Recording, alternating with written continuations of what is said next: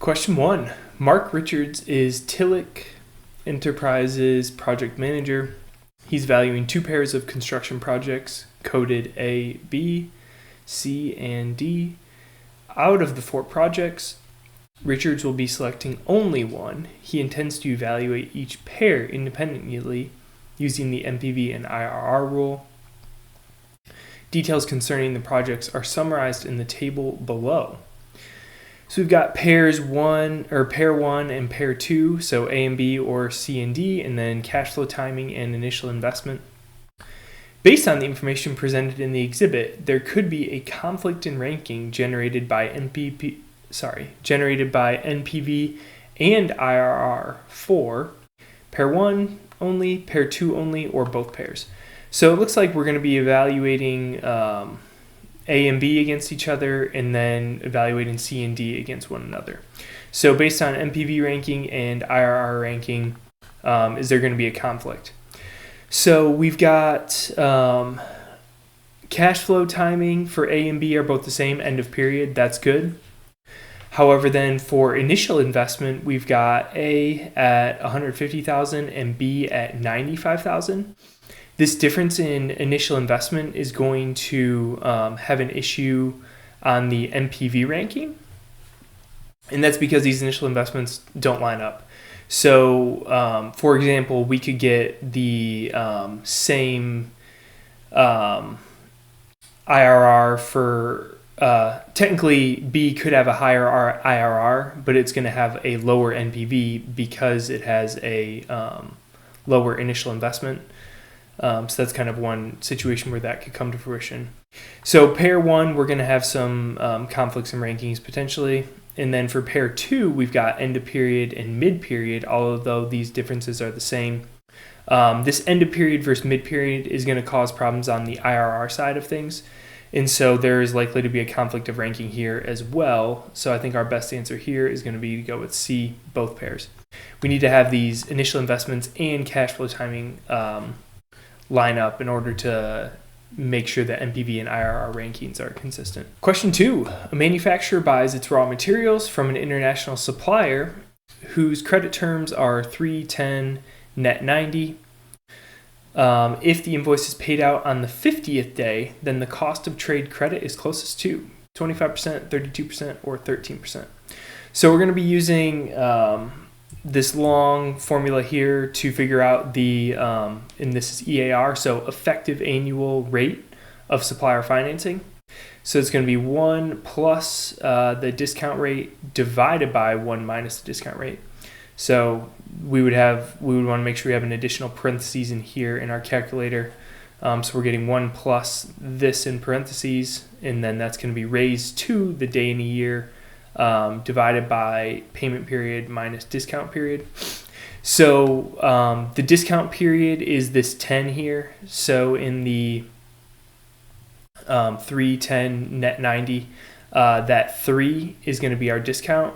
The 10 is going to be the discount period. And then the payment period is given as the 50th day.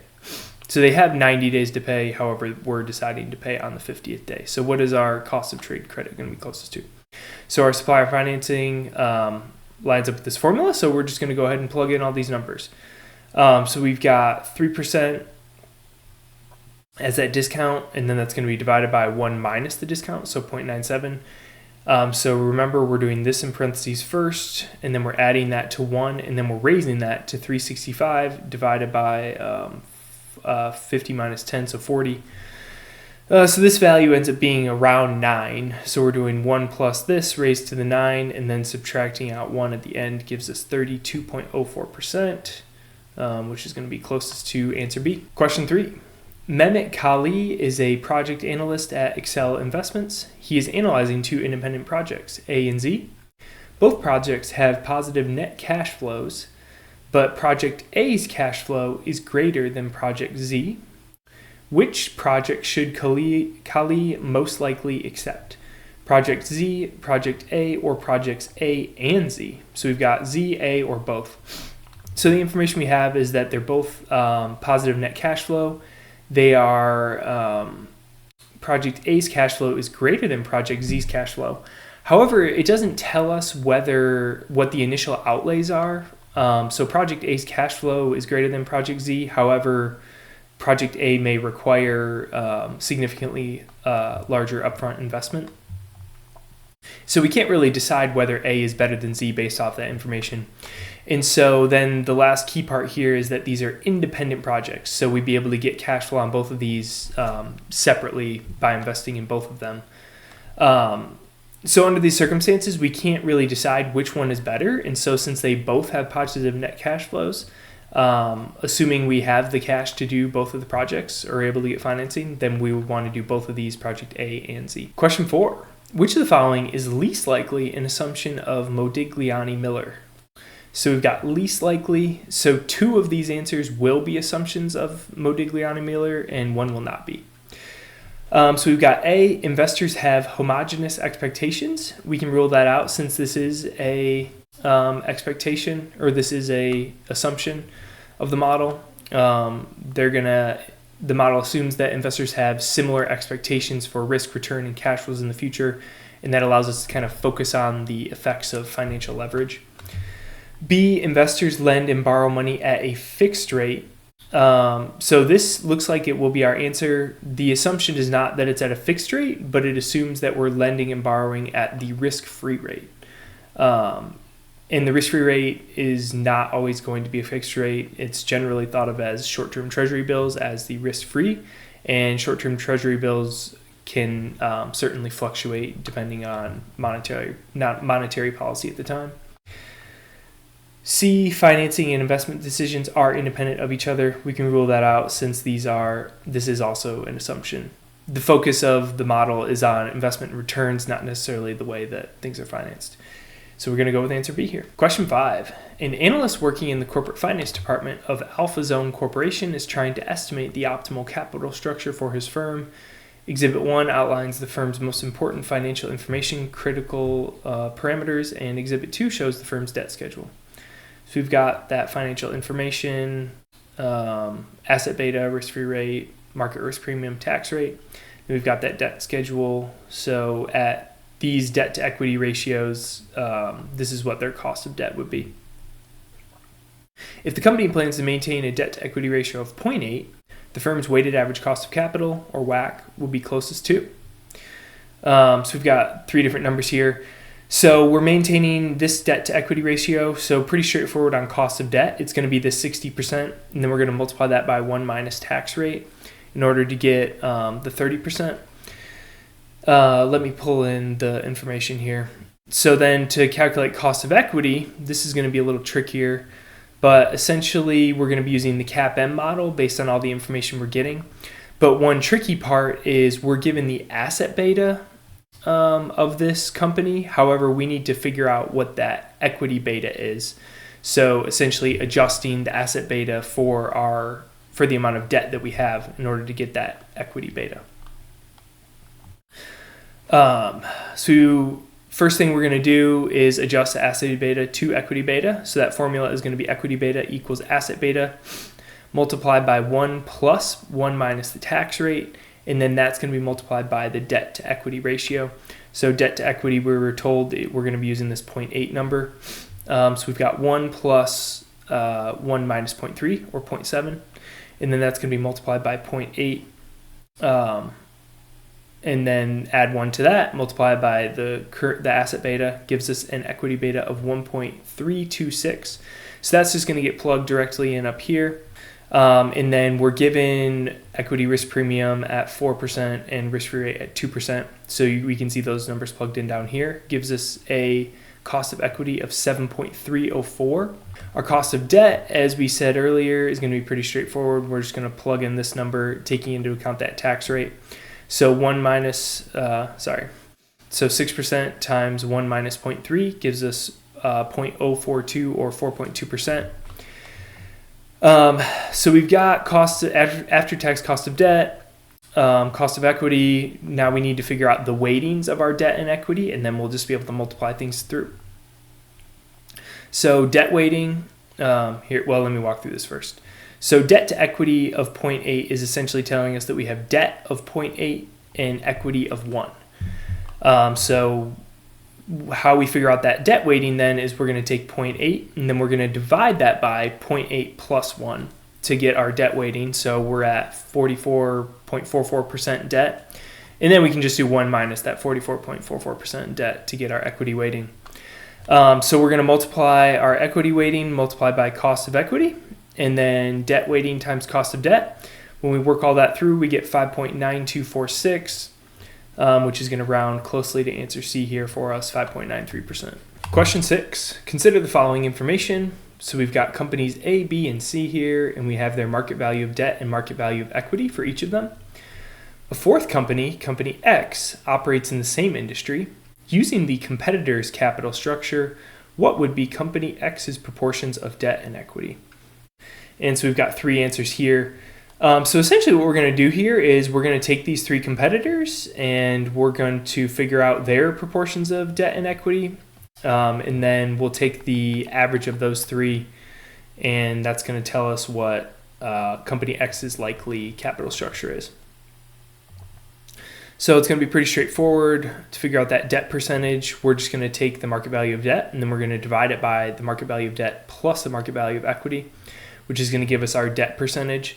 So for company A, we get 44.44%. Company B, we get 47.06%. And then company C, we get 45.45%. The questions are asking for debt and equity, but equity is just going to be the inverse of the debt, so there's really no reason to kind of calculate both, so I just went ahead and calculated equity. So when we take that average, we just add those 3 numbers that we got together, divide by 3, and I got 45.65, which is going to be answer A for us. Question 7. The contribution margin per unit for product A is $25, and the firm's fixed costs of production up to 500 units is $400,000. The degree of operating leverage at 300,000 units is closest to. So our formula we're going to be using here is going to be that contribution margin divided by contribution margin minus fixed costs. That's going to tell us our degree of operating leverage. Contribution margin in this instance is going to be made up of 2 components. So we're given contribution margin per unit at $25, and then we're producing 300,000 units. So we need to multiply 25 by this 300,000 to get our total contribution margin, which is what we'll plug into our formula.